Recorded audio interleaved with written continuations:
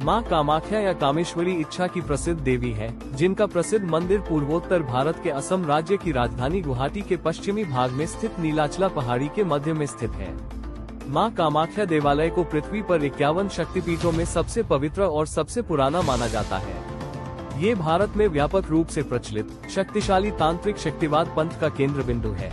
माँ कामाख्या का पवित्र मंदिर अपने आप में मिथकों और रहस्यों से भरा पड़ा है।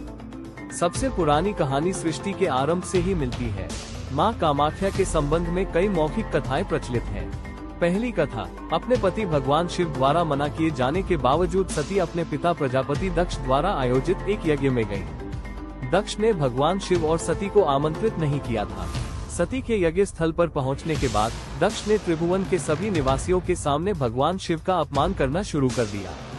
अपमान सहन न कर पाने के कारण सती ने यज्ञ स्थल पर ही अपनी जान दे दी। जब भगवान शिव को इस दुखद घटना के बारे में पता चला तो वे क्रोधित हो गए।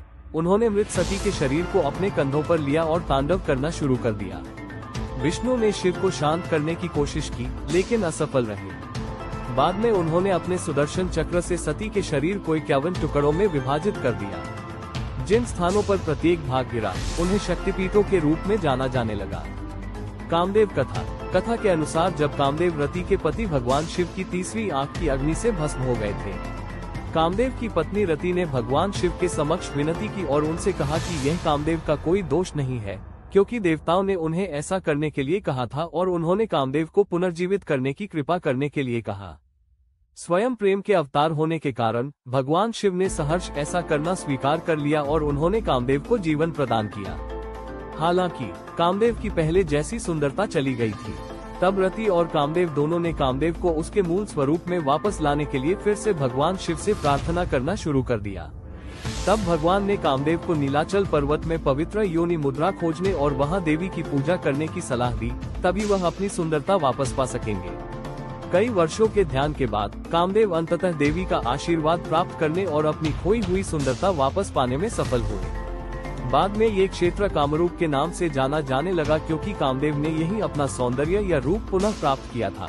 9वीं शताब्दी के आसपास लिखे गए शाक्त संप्रदाय के सबसे पवित्र ग्रंथों में से एक कालिका पुराण में मंदिर की उत्पत्ति के बारे में एक पौराणिक कहानी दी गई है।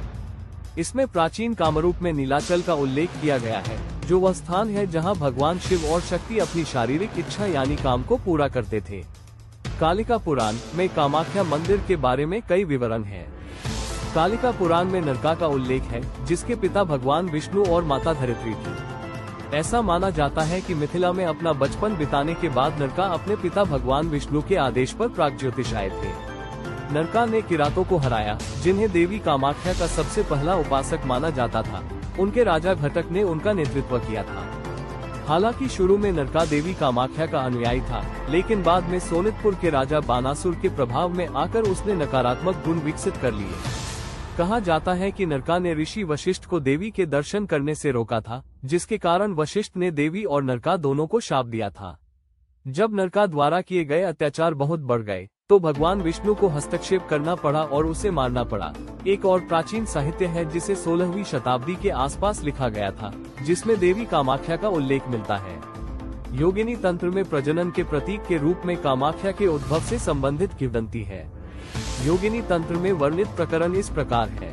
ब्रह्मांड का निर्माण करने के बाद भगवान ब्रह्मा अपनी सर्वोच्च रचनात्मकता की शक्ति के कारण अभिमानी हो गए। इसने देवी सनातनी काली को उन्हें सबक सिखाने के लिए प्रेरित किया। उन्होंने ब्रह्मा के शरीर से केशी नामक एक राक्षस का निर्माण किया। जैसे ही वह पैदा हुआ, राक्षस ब्रह्मा को निगलने के लिए उनकी ओर दौड़ा। ब्रह्मा विष्णु के साथ भाग गए। ब्रह्मा को जल्द ही अपने पाप का एहसास हुआ और वे विष्णु के साथ देवी के पास मदद के लिए गए। तब देवी उनके बचाव में आई और राक्षस का वध कर दिया। तब देवी ने ब्रह्मा और विष्णु से राक्षस केशी के मृत शरीर पर एक पर्वत बनाने के लिए कहा, जहां मवेशियों के लिए घास होगी, और उन्होंने उन्हें ये भी बताया कि कामरूप पृथ्वी पर सबसे पवित्र स्थान है। ब्रह्मा और विष्णु को योनिमंडला महिला जननांग के सामने प्रार्थना और ध्यान करने के लिए कहा गया।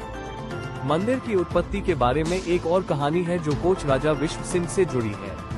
अहोमों के साथ लड़ाई के दौरान विश्व सिंह और उनके भाई शिव सिंह रास्ता भटक गए और नीलाचल पहाड़ी की चोटी पर पहुंच गए।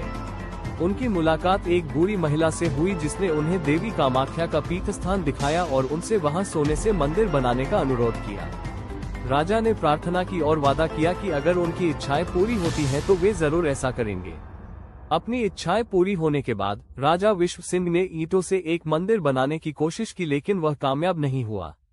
तब देवी उनके सपने में आई और उन्हें सिर्फ सोने से मंदिर बनाने की उनकी प्रतिबद्धता के बारे में याद दिलाया। राजा ने देवी से विनती की कि वे ऐसा करने में असमर्थ हैं और तब देवी ने उन्हें ईंटों के साथ कम से कम थोड़ा सोना डालने की सलाह दी। इसके बाद मंदिर बनाया गया, जिसे बाद में नष्ट कर दिया गया। इसका सटीक कारण पता नहीं है। कुछ लोग कहते हैं कि इसे मुस्लिम आक्रमणकारी काला पहाड़ ने ध्वस्त किया था, जबकि कई विद्वान इसे किसी प्राकृतिक आपदा के कारण होने वाला मंदिर मानते हैं। इसके बाद महान कोच राजा नरनारायण, जो विश्व सिंह के उत्तराधिकारी बने, ने अपने भाई चिलाराय के साथ मिलकर पहले वाले मंदिर के खंडहरों पर मंदिर का पुनर्निर्माण कराया।